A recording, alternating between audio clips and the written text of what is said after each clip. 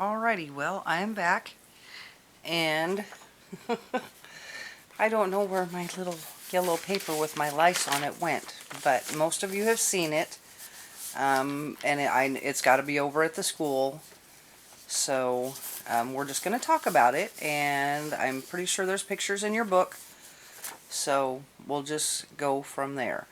Okay, so parasites grow, feed, and shelter on or in another organism.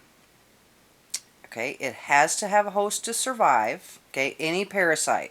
Okay, I'm not talking about just lice. Any parasite has to have a host. That's what being a parasite means.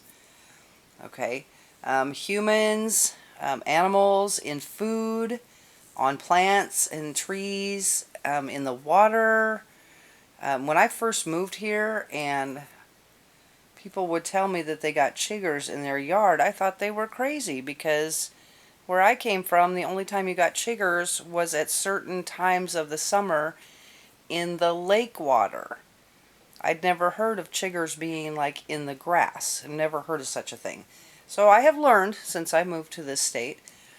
But, I mean, they can be all over the place.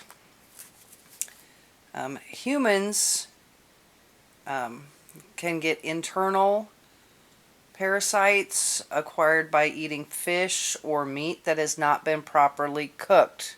Those of you like your meat still mooing, this could be an issue for you. But I know people like it that way, but you just have to be very careful. Okay, so again, humans. Now external, things that are on the outside. Now we're talking about the lice, okay? The technical term is called pediculosis capitis. Okay, I have a paper from the CDC, and I'm just going to tell you what it says. Okay, head lice are spread most commonly by direct head-to-head or hair-to-hair contact. However, much less frequently they are spread by sharing clothing or belongings onto which lice have crawled, or nits attached to shed hairs, so hair that was shed off their head that still has a nit on it, which is basically an egg, may have fallen. The risk of getting infested by a louse that has fallen onto a carpet or furniture is very small. Head lice survive less than 1 to 2 days if they fall off a person and cannot feed. Nits cannot hatch and usually die within a week if they are not kept at the same temperature as that found close to the scalp. So think the heat zone, right?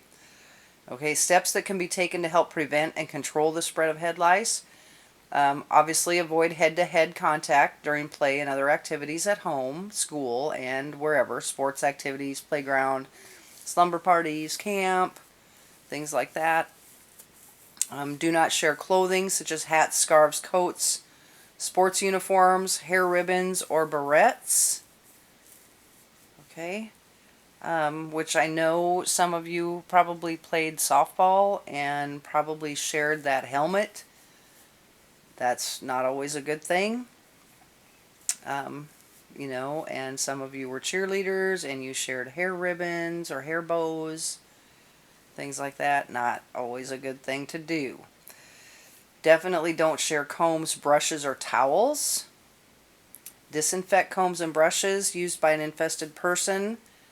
Now, obviously, we're going to disinfect using, barbicide or marvicide or cavicide or something like that. But for the general person out in the real world that doesn't have access to that, the CDC says that they need to be soaked in hot water at least 130 degrees for 5 to 10 minutes. Okay, don't lie on beds, couches, pillows, carpets, or stuffed animals that have recently been in contact with an infested person. We all have stories of people this has happened to. Happened to my sister's daughters. They got lice at school, and my sister cleaned everything. And if you know my sister, she cleans like a crazy woman. She forgot to do their stuffed animals. We're talking kindergarten and first grade. She forgot to do their stuffed animals. They got it back.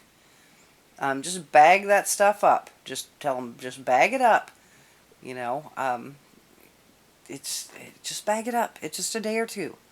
They'll survive for a day or two without their stuffed animals. But yeah, you don't want to sleep in their bed, or, you know, if they were on the couch, whatever. I, know a friend of Becca's that they finally figured out that it came from the bus. It was a family on the bus that had been infested for a long time, and the little girl was sitting next to one of these girls on the bus. Now, lice cannot jump, but they can crawl. And if you're sitting on a bus for 45 minutes, if you've ever seen how fast lice can move on a head, you know they can get there pretty darn quick. So, but once you've been treated and everything, machine wash and dry your clothing. Bed linens and other items that an infested person wore or used during the 2 days before treatment, using very hot, the hot water in your wash machine, and use the high heat drying cycle. Clothing and items that are not washable can be dry cleaned or sealed in a plastic bag and stored for 2 weeks.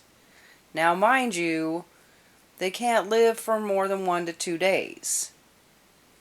But if it's something that is not washable, you want to make sure. And that's why they're saying store it for 2 weeks. Vacuum the floor and furniture, particularly where the infested person, sat a lot or laid. We kind of all have our favorite place to sit. We have mom's chair, dad's chair, whatever.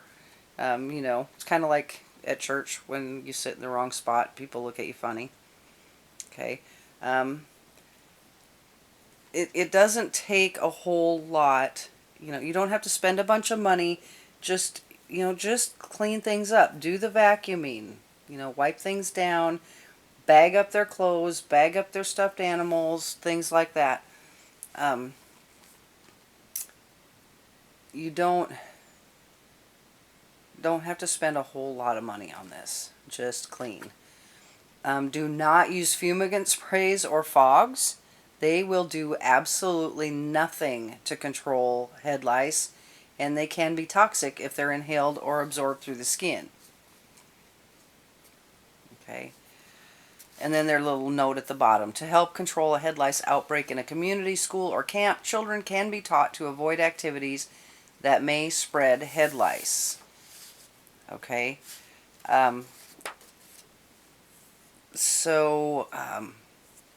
Treatment for head lice, over the counter. If you can't get rid of it that way, you're going to send them to a doctor. We cannot legally do anyone's hair that has head lice. So just know you have to send them out the door. But I did look all this up not too long ago and talked to a few people. And the biggest thing is that knit comb. Get those nits out of there. You don't even have to go and buy, people say, oh, mayonnaise kills them. The mayonnaise does not kill them. The mayonnaise is oily, and it helps get the nits off the hair strand. Okay, the nits are the eggs. It's not going to kill anything. But if it kind of loosens up that glue that they're hanging onto the hair with. So, honestly, anything that's going to kind of make it slip will help with that. But the biggest thing is using that knit comb and getting every knit out of that hair. Okay. Another type of parasite that humans get are scabies, and they are caused by an itch mite that burrows under the skin. For scabies, you don't have a choice. You have to go to the doctor. It is highly, highly contagious. Okay. For both lice and scabies, okay, lice, pediculosis capitis, you have to clean and disinfect anywhere that they were. So if you get a client in your chair, you don't see it right away. This is one of the reasons that we tell you, check that head before you take them back to the shampoo bowl. Because if you're halfway through that haircut and you're like, oh my goodness, here we go. That means your station all the way back to the shampoo area, the whole shampoo area, the chair, anything like that, up to the front desk. Where did they sit in the reception area? All of that has to be cleaned and disinfected. Okay? Now, that said, you're going to find older hairdressers, we don't freak out so much about them. Because we really, yes, if you have a client with it, you're going to clean everything in sight. But we clean everything in sight anyway. So it's just, doing a little extra, maybe vacuuming off those chairs and a spray disinfectant kind of thing. So, but yes, you have to clean and disinfect anywhere that they were. If you have a client that has lice and you don't realize it right away, you're going to want to bag your capes, your smock, the combs, the towels, anything that you used on them, you're going to want to bag that up for a week to 2 weeks. And we do have a place in the back where we put those. That is why you get 2 smocks. Okay, that second smock that you get is so that you have an extra one to change into in case you get a client with lice. That's why we ask that you leave them in your locker at the school rather than taking them home. Okay, last thing I want to talk about today is immunity. Okay, there's natural immunity and acquired immunity. Natural is just what it sounds like.